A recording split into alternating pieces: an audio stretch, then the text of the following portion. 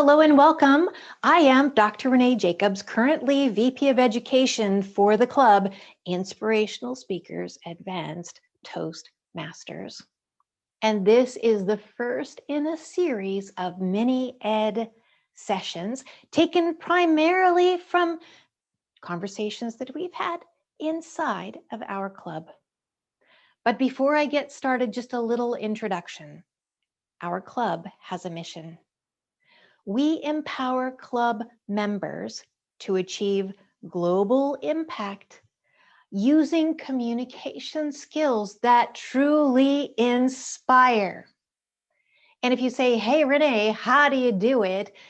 Well, you'd be surprised. Our club has advanced Toastmasters. We have people who are learning storytelling, improving their skills. We have people who are professional educators. So we have these mini ed sessions, plus opportunity for practice, and then round robin, meaningful evaluations. And we've got a tagline: grow, empower, inspire.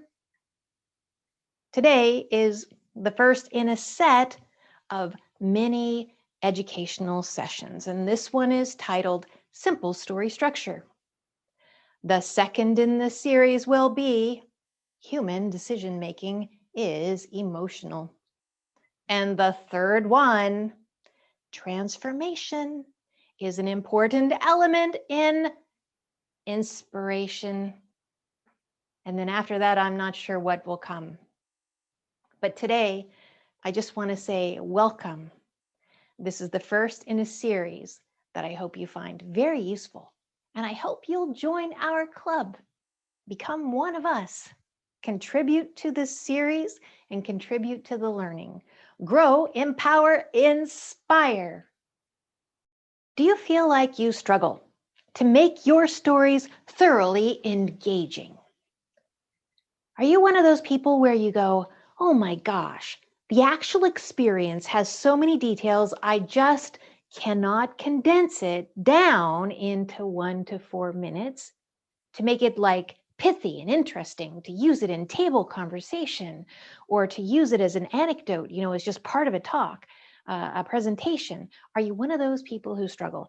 If that's how you feel, then you might find simple story formula very useful. I teach TEDx speakers, Get Inspired Talks speakers, people who speak at large conferences on professional stages, and anecdotes, short life experiences shared throughout your presentation can keep it fascinating. If you're struggling to do that, you might really like Simple Story Formula. I'll pop up a graphic here. I know it's complex, but then we'll break it down. First, though, here's the first thing to sort of think about. Get really clear that how you tell a story is different than the way that you craft a story. So I'm going to say you tell a story, when, where, who, kind of the opening, then you get into the heart of the dilemma, and then you move to what actually happened. When you craft a story, start by thinking in the very middle. Is this a story? What is the heart? What is the most fascinating moment around which everything else revolves?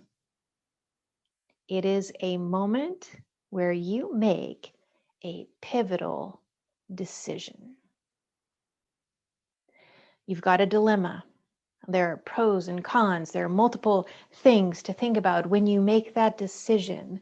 That is the heart of the story. And then once you have the heart, when, where, who of that exact scene, that exact time, that exact place, that's the opening to the story.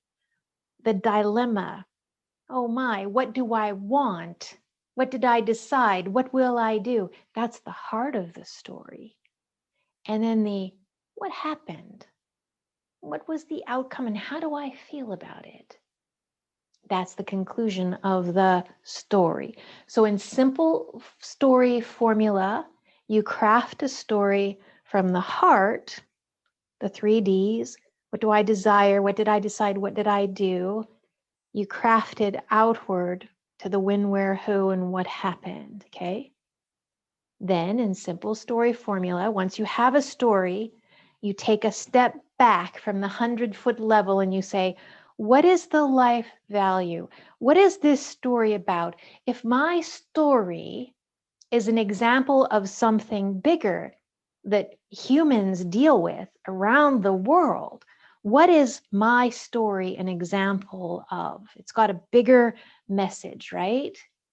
And once you identify the bigger message, then you use that to bracket. You make a hook, a 3-pronged hook, hint at the bigger message. Make people curious. Be very likable. That's the hook. Then you tell your story, and then you end with backing back out of the story, the universal message, the takeaway, and if you got action steps, there's a call to action. Simple story formula. Now let's take a look at an example. Dramatic. Reveal the root.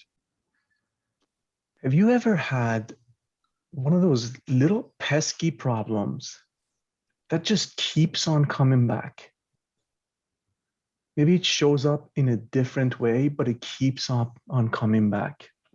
About 3 weeks ago, on one of those rare sunny February days that we had, I was walking in my living room and the sun was just hitting the floor in a particular way. And I saw a couple little tiny black pieces about maybe 3 or so millimeters long. Honestly, it freaked me out. Like, what is this? What kind of animal has been in the house? What is going on? I ran, I got the broom, I picked it up, and I got rid of it. Didn't mention a word to anybody. Went on about my way. Literally 2 days later, this time, my wife comes up to me. Hey, come here. She took me into the kitchen, which is next to the living room, and goes, do you see that? I look down on the floor. I wanted to say, no, what are you talking about? But I couldn't do that. So I said, yeah, I see that. She's like, what is it? What the hell is going on? Do we have mice in here? I said, no, honey, it's probably just something simple. Let's just pick it up. Picked it up, threw it away, and I walked away so I don't have to hear about it again. 3 days later, this time, my daughter comes up to me. Daddy, can you come into my room for a moment? Okay, walk up. She sits down on the carpet, turns on the flashlight on her phone, shines it on the floor and goes, do you see that? And I'm going, in my mind, I'm going, I've seen this before. Do I really want to admit to it? So I realized there is definitely an issue. It's a reoccurring issue, and we need to figure out what it was. Kept on looking, realized that the couch in the living room is starting to go bad and the pieces are coming off and it's attaching to our clothing and it's going all over the place. We didn't need to call the exterminator. We just need to replace the couch, honestly. How often do we look for the root of the problem? How often do we even recognize that it's probably the same problem that it keeps showing up over and over again? Sometimes it looks a little bit different. Sometimes it shows up in different places of our lives. Do we reveal the root? Or do we look for the most superficial and fastest solution that we can possibly find just to get it out of sight?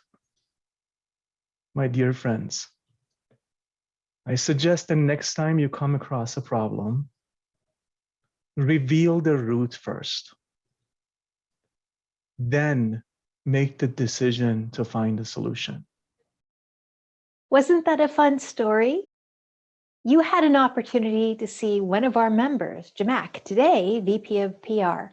And I tried to illustrate a simple story structure, starting with a hook and then story.